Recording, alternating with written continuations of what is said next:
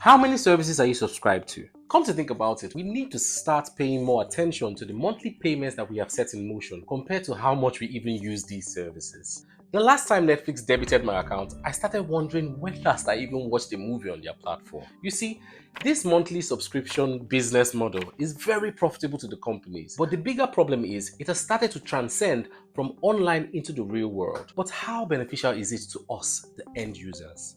The model is so crafty that there is always a free trial that lets you see what the service feels like even before you pay.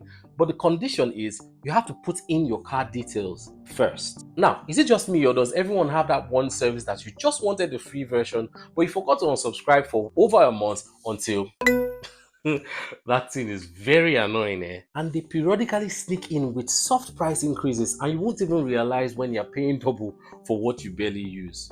Before the time of the internet, monthly subscriptions were not common. They were mostly for things like club memberships or special magazines, and they were associated with being in a certain class. Today, the average adult has a minimum of 3 recurring monthly payments, and as time goes by, these numbers keep increasing. Tell me in the comments, how many subscriptions do you have running? And is there that one that you wonder why you keep paying for even though you hardly use it? Some of us may remember the good old days of downloading movies and music illegally. What? People still do it? Yes. I hope they have the antivirus.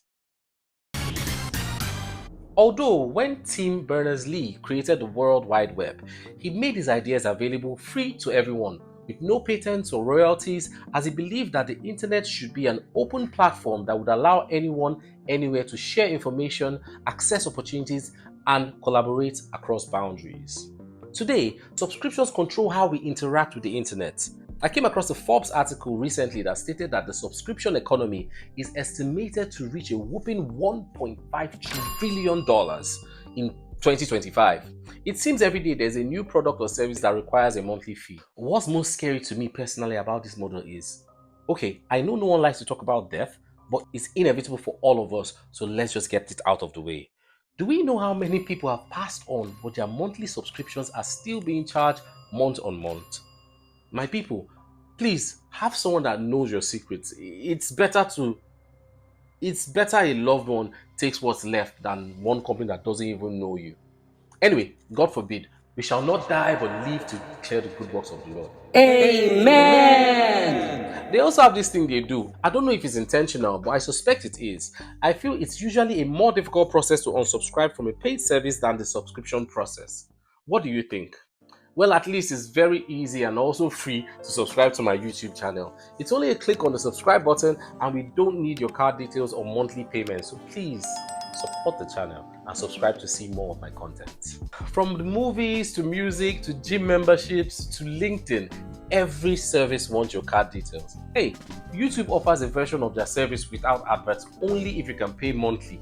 How about the verified social media ticks? With the rise of the subscription business model, we need to think that we're moving our bragging rights from ownership to access.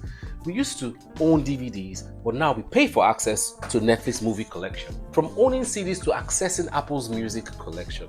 Now, believe it or not, BMW recently released a car that has a heating system that came with the car, but to be able to use it, yes, you guessed right, you have to subscribe to BMW heating service.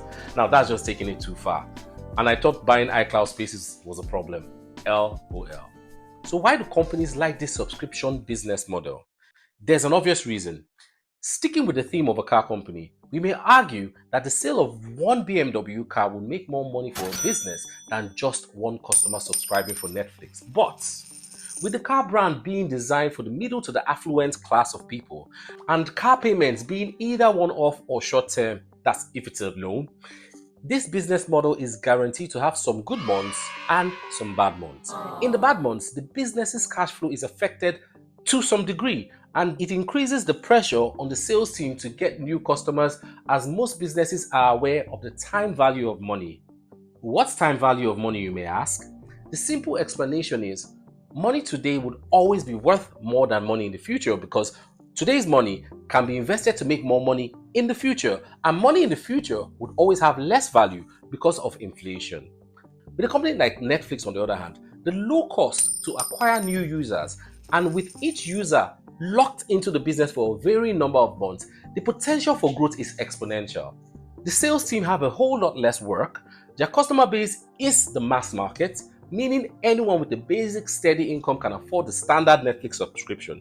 If you're feeling more affluent about yourself, then you can go for the premium package without adverts. It's so easy to sell that it may even sound like I'm selling to you right now in this conversation. Their business model is also smoother, as the bulk of their revenue doesn't rely on making new sales to new customers, securing their cash flow and time value of money. That's the obvious reason why businesses like the subscription model. But what about the not so obvious reason? Have you ever heard the term data is the new oil? Now, the car company sells you a car because you want to buy a car and that's all they know about you. They may not even know if you can afford the car or if you're just window shopping. They might take your email address and send you a message on your birthday just to make you feel special, but they don't have interaction with you after their sales journey is completed. With the subscription model, companies aren't just making money off your payments, they're also learning about you. Every movie you watch helps them tailor their services to keep you hooked and even sell you more stuff. Netflix can use technology like AI to keep their customers glued by offering movies based on your watch history. The subscription model can also use data to sell other products from their other companies to you. Now, Netflix competition Amazon Prime offers their subscribers faster deliveries for products bought through their online store, getting you more immersed into their ecosystem. Now, this is just the tip of the iceberg, and probably why BMW saw the shift in business models and thought to explore their car heating system with a subscription fee. And that was not the best idea. And they stopped it. People were not happy, and they're not the first company to get greedy. Softwares like Adobe and Microsoft were once one-off purchases, but now you have to. Anyway, I won't lie, monthly subscription services do have their benefits. For example, way back in the grey days before the internet, whenever Jay-Z or Kanye West released an album, we had to go to physical stores and get the entire albums for about 2,000 naira. Meaning that you only have,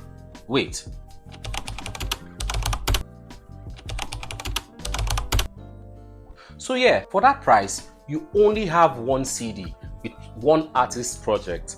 And these are A-list artists, so you might like all the songs on it. But what happens when you pay the same amount for one Mike Jones or Ice Prince album that you may just like one or two songs? Those artists will suffer because the majority of people would rather wait to hear those songs on the radio than pay for the entire project. Yeah, you may argue that you can get a mixtape, but even for the A-list artists, what happens when the songs start getting old to you or the CD starts cracking? That CD just becomes junk in the house that you need to get rid of. Streaming services have made it easy for you to play that song you like from that unknown artist and gives you more instant access to millions of songs at a cheaper price. And on the artist side, I believe piracy too has been minimized because of this, and we can make the same argument for movies and the movie industry. But then, what do you think? Are there more benefits of the subscription model? And what is the most unnecessary subscription you have or are still paying for? Please subscribe.